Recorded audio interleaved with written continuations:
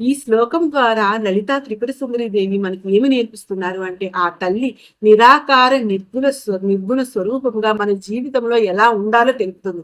సమస్యలు వస్తాయి, భయపడద్దు. పరిస్థితులు మారుతాయి, చెదిరిపోవద్దు. సుఖం దుఃఖం వస్తాయి, వాటిని పట్టుకొని వేలాడవు. జరుగుతున్న వాటిని ఆపకు, జరగనివ్వు. కానీ వాటిని ఎంతవరకు తీసుకోవాలి అంతవరకే తీసుకో. జీవితాన్ని విభజనలా కాకుండా సమగ్రతతో ముందుకు సాగించు. కోరికలతో కాదు, కృతజ్ఞతతో జీవించు. శాంతిని ఎక్కడో వెతుకు, నీలోనే గుర్తించు. అలానే రూపానికి అతీతమైనటువంటి అమ్మగా, గుణాలకు మించిందిగా ఉన్నటువంటి పరబ్రహ్మ స్వరూపాన్ని, ఆ లలిత ఆదిపరాశక్తిని తెలుసుకో అని మనం ఈ నామం ద్వారా తెలుసుకుంటామండి. అమ్మ, నీ నిర్గుణ స్వరూపాన్ని చూడాలి అంటే కళ్ళతో కాదు, ప్రశాంతమైనటువంటి హృదయం కావాలి. ఎప్పుడైతే మనలో భయం, కోపం, ఆందోళన, కోరికలు ఇవన్నీ లేవో ఆ స్థితిలో అమ్మ యొక్క నిరాకార స్వరూపాన్ని తెలుసుకోగలం. ఆ శాంతమైనటువంటి హృదయంలో మనల్ని కప్పేసిన ఈ భయం, ఆందోళన, కోరికలు ఇవేవి దరికి రావు. అవన్నీ తాత్కాలికమని తెలుస్తుంది. అన్నీ లీనమై అంతరంగ శాంతిని మనం పొందుతాము. ఆ అంతరంగ శాంతి రూపమే ఆ లలిత త్రిపుర సుందరీ దేవి. మహాగణపతియే నమః. ఓం శ్రీ మాత్రే నమః. లలితా సహస్రనామాలలోని 44వ శ్లోకాన్ని ఇప్పుడు రెండో భాగం అంటే రెండవ లైన్ చూస్తున్నామండి. దానికైతే ముందు ప్లీజ్ అండి వీడియోని లైక్ చేసి చూడటం స్టార్ట్ చేయండి. 44వ శ్లోకము. నిర్లేప నిర్మల నిత్య నిరాకార నిరాకుల నిర్గుణ నిష్కల శాంత నిష్కామ నిరుపప్లవ. అమ్మ యొక్క శుద్ధ చైతన్య రూపమే ఈ శ్లోకము. ఈ శ్లోకంలో 10 నామాలు ఉన్నాయండి. నిర్లేప, నిత్య, నిరాకార, నిరాకుల 5 నామాలను ముందు వీడియోలో తెలుసుకున్నాం కదండి. ఎవరైనా చూడకపోతే ప్లీజ్ అండి ఆ వీడియోని వెళ్ళి చూడండి. ఈ వీడియోలో మిగతా 5 నామాలను తెలుసుకుందామండి. 139వ నామము నిర్గుణ, అంటే గుణములు అంటనవి. గుణములు అంటే సత్వ, రజ, తమో గుణములు అని. ఇవి ప్రకృతి వల్ల పుట్టినవి. ప్రకృతి ఎవరిక్కడ? ఆ తల్లే ప్రకృతి స్వరూపిణి కదండి. ఈ గుణాల వల్లనే ప్రపంచం నడుస్తుంది. అమ్మ మాత్రం వాటిని నియంత్రిస్తుంది. ఈ 3 గుణాలు అమ్మ శక్తి చేతనే నడుస్తున్నాయి. ఈ గుణాలకు లోబడే జీవుడు నడుస్తాడు. కానీ అమ్మ వాటికి అతీతురాలు అని. ఎందుకంటే ఆ తల్లి ప్రకృతి స్వరూపిణి కదండి. అలాగే సత్వ, రజో, తమో గుణాలు అంటే ఏంటో తెలుసుకున్నామండి. ముందుగా సత్వగుణము అంటే నిర్మలమైనది. దీని వలన కాంతి, ఆరోగ్యం కలుగుతుంది, సుఖం కలుగుతుంది, జ్ఞానం, ఆసక్తి కలుగుతాయి. రజోగుణము అనేవి లోభం, ఆసక్తికి, అశాంతికి మూలము, కర్మల మీద ఆసక్తి కలుగజేస్తుంది. ఇంకా తమో గుణము అజ్ఞానం వల్ల వస్తుంది, ప్రాణులన్నిటికీ అవివేకాన్ని కలిగిస్తుంది, వరాకు, బద్ధకం, నిద్రను కలుగజేస్తుంది. ఇవి మన మనస్సు, ఆలోచన, ప్రవర్తనల మీద ప్రభావితం చూపిస్తాయి. మన జీవితం వీటి ఆధారంగానే శాంతికరమైనదా లేదా ఆందోళనతో కూడినదా గా మారుతుందన్నమాట. మీరు గమనిస్తే ఈ శ్లోకంలో ఉన్నటువంటి ప్రతి నామము కూడా ఒక దానితో ఒకటి సంబంధం ఉందండి.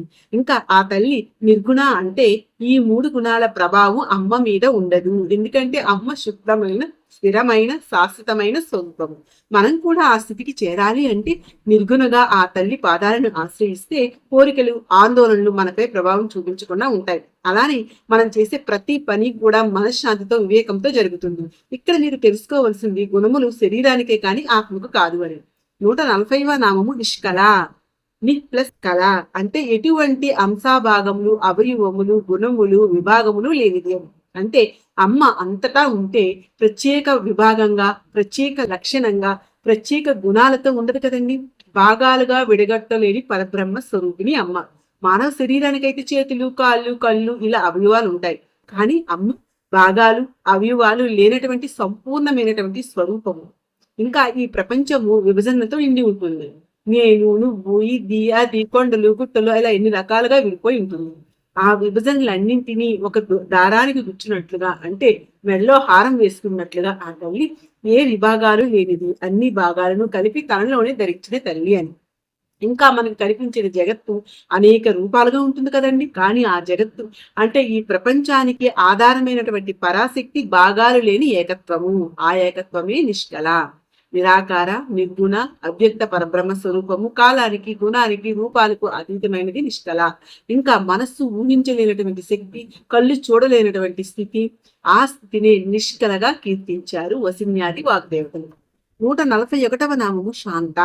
అంటే ఎల్లప్పుడూ ప్రశాంతంగా ఉన్నది అని అర్థం. ఆ తల్లి శాంతియుతమైనది, పరబ్రహ్మ పరమ శాంతిముక్తురాలు. బయట శాంతి కావాలంటే లోపల శాంతి కావాలి. ఆ శాంతికి మూలము అమ్మ. అమ్మని ధ్యానిస్తే అంతెందుకండి, అమ్మను తదేకంగా చూసినా కూడా మనసు నిశ్చలమవుతుంది, అవుతుంది, ఎంతో మనశ్శాంతి కలుగుతుంది. సుఖదుఖములు జయోపజయములు అన్ని బంధములు ఏ విధమైనవి కూడా లేకుండా సంతోషము దుఃఖము కలగకుండా నిశ్చలంగా ఉంచుతుంది తల్లి. ఆ శాంత రూపమే అమ్మ. ఇంకా సుఖ దుఃఖాలు లాభ నష్టాలు జయాపజయాలు అనేవి మానవునికే గాని అమ్మకు ఉండవు. ఒకటి గమనిస్తే ఈ సుఖం దుఃఖం వీటి మధ్య భేదాన్ని మనమే నిర్ణయించుకుంటామండి. ఒక మాటకి ఆనందం, ఒక మాటకి దుఃఖం. అంటే ఇక్కడ నిర్ణయం మనదే అనమాట, మన ఆలోచనలే. సుఖం వస్తే పొంగిపోకుండా, దుఃఖం వస్తే కృంగిపోకుండా నిశ్చలంగా ఉండే స్థితిని పొందే మార్గము మన ఆలోచన రూపంలో ఉన్నటువంటి అమ్మ శక్తి రూపము. అలా మన సుఖాన్ని దుఃఖాన్ని అమ్మకు మనసారా అర్పిస్తే మనకు వాటి మధ్య ఉండే వ్యత్యాసం అనేది తెలియకుండా ఉంటుంది. అప్పుడు ఎటువంటి పరిస్థితుల్లోనైనా శాంతంగానే ఉంటాం మనం. అమ్మను యాదేవి సర్వభూతేషు శాంతి రూపేణ సంస్థిత అంటే ఆ తల్లి అందరిలోనూ శాంతి రూపంగా నివసిస్తుంది. ఎలా అయితే నిశ్చలమైన నీటిలో ఆకాశం స్పష్టంగా కనిపిస్తుందో, అదే నీరు చెలిస్తే ప్రతిబింబం సరిగ్గా కనిపించదు కదండి. అలానే మన మనసు శాంతంగా ఉన్నప్పుడు మాత్రమే అమ్మను స్పష్టంగా అనుభవించగలుగుతాము. అది కూడా అమ్మ అనుగ్రహంతోనే జరుగుతుంది. 142వ నామము నిష్కామ అంటే ఎటువంటి కామములు లేనిది అని అర్థం అండి. కోరికలు లేనిదై ఫలాపేక్ష లేని స్వరూపము అని అర్థం. ఆ తల్లి ఏ అవసరాల చేత బంధింపబడిని ఆది పరాశక్తి. ఇంకా ఇక్కడ కామము అంటే కేవలం భౌతిక అవసరాలు కోరికలు కాదండి. అసలు మానవునికి కోరికలు అనంతమైనవి, ఒకటి తర్వాత ఒకటి వస్తూనే ఉంటాయి. ప్రతిఫలాన్ని ఆశించే ప్రతి సంకల్పము కామమేనండి. అంటే సంకల్పాలన్నిటికీ అతీతమైనది నిష్కామ. ఇంకా చెప్పాలంటే అమ్మకి ఇది కావాలనే భావమే లేదు, ఏ లోటు లేదు, కావాలనే కోరిక ఉండదు. ఆ కోరికలు అనేవి బుద్ధి నుండి వస్తాయి. బుద్ధి కంటే ముందే అమ్మ ఉన్నారు, పరబ్రహ్మగా ఆది పరాశక్తిగా. అందుకే ఆ తల్లి నిష్కామ అని కీర్తించారండి. సప్తాది విషయాలు అంటే ఇంద్రియాలు గ్రహించే విషయాలు. ఎప్పుడు కూడా ఈ శబ్ద విషయాల గురించి ఆలోచించే వాటి మీద ఆసక్తి పెరుగుతుందండి. ఆసక్తి వల్ల కోరికలు తిరగకపోతే కోపం మూలంగా అవివేకం వల్ల మరుపు వల్ల బుద్ధి నశించడం, బుద్ధి నాశనం వల్ల తానే నశించడం. కాబట్టి మనిషికి పట్టే కోరికల వల్ల ఇంత నాశనం జరుగుతుందండి. అదే ఆ తల్లిని ప్రార్థిస్తే మనం వినే శబ్దాది విషయాలు అనేవి జ్ఞాన సంబంధమైనవి అవుతాయి. కోరికలు అనేవి వస్తూనే ఉంటాయి, మనం అడుగుతూనే అమ్మ ఇస్తూనే ఉంటుంది. ఒక సమయంలో మనకు కూడా అనిపిస్తుందండి, ఈ స్వార్థపూరితమైనటువంటి కోరికలు నిరంతరం పుడుతూనే ఉంటాయి. ఎలా అయితే కడుపు నిండిన తర్వాత ఇక చాలు అనిపిస్తుందో, మనకు కలిగే ఈ స్వార్థపూరితమైనటువంటి కోరికలకు అవసరం లేను అనే స్థితిలో అవన్నీ కూడా అణిగిపోతాయండి. అలా మనలో కూడా కోరికలు లేనటువంటి స్థితిని కలుగు చేస్తుంది ఆ తల్లి. ఆ స్థితిలో మనకి ఎటువంటి కామములు లేవు. నిష్కామంతో ఉన్నవాడు ఆ తల్లిని చేరగలుగుతాడు. ఇంకా 143వ నామం నిరుపప్లవ అంటే నాశనము లేనిది, ఉపద్రవము లేనిది అని అర్థం అండి. ఉపద్రవము ఆపద లేదా ప్రళయం లేనిది అని అర్థం అండి. సృష్టిలో ప్రళయాలు వస్తాయి, లోకాలన్నీ లయమైపోతాయి, నాశనం అయిపోతాయి. ఇలా ఎన్ని జరిగినా ఏ విధమైనటువంటి అవరోధం లేని స్వరూపము ఎప్పుడు స్థిరంగా ఉండే తత్వము ఆ తల్లి. ఆ తల్లి అమృతమైరాలు. అమృతము అంటే చైతన్య స్వరూపము. మరి మనిషి జీవితంలో వచ్చే ఉపద్రవాలు ఆపదలు ప్రళయం లాంటి క్షణాలు వచ్చినప్పుడు ఈ నామాన్ని మనసారా స్మరిస్తే ఆ తల్లి అమృతతత్వము అంటే మనిషి అంతఃకరణలోకి ప్రవేశిస్తుంది. ఆ క్షణం భయం కరిగిపోతుంది, మనసు స్థిరమైపోతుంది. పరిస్థితి మారకపోయినా మనిషి మాత్రం నాశనం కాడనమాట. ఇంకా మనిషి జీవితంలో వచ్చే ఆపదలు మనం తాకుతున్నాయా లేదా మనమే వాటిని పట్టుకొని ఉన్నాయా అనే ప్రశ్న తలెత్తినప్పుడు మనం ఏం చెప్తామండి? నిజానికి సమస్యలు జీవితం రావడానికి సహజం, కానీ అవి మన శరీరాన్ని మాత్రమే తాకుతాయి, పరిస్థితుల్ని మాత్రమే మారుస్తాయి. అంతేకాని మన మనసును కలపపెట్టేది ఎవరు? మనమే కదండి. కాబట్టి వచ్చిన సంఘటన ఏదైనా సరే అది మన మనసులోనికి రావడానికి అవసరం లేదు. ఆ తల్లి నిరుపప్లవ నేర్పింది ఇదే అనమాట. అలా ఆ తల్లిని కీర్తించిన వారికి ఈ స్పష్టత వస్తుంది. ఇంకా హద్దులను ఉల్లంఘించడము. నిరుపప్లవము అంటే హద్దులను ఉల్లంఘించకపోవడము అని అర్థం. హద్దులు ఉల్లంఘించబడితే అంటే సముద్రము దాని హద్దు దాటితే ప్రళయం వస్తుంది.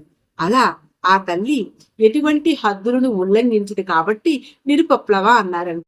చూసారు కదండి, వీడియో నచ్చింది అనుకుంటున్నానండి. నచ్చితే ప్లీజ్ అండి లైక్ చేయండి, షేర్ చేయండి, నా ఛానల్ సబ్స్క్రైబ్ చేసుకోండి. ఓం శ్రీ మాత్రే నమః.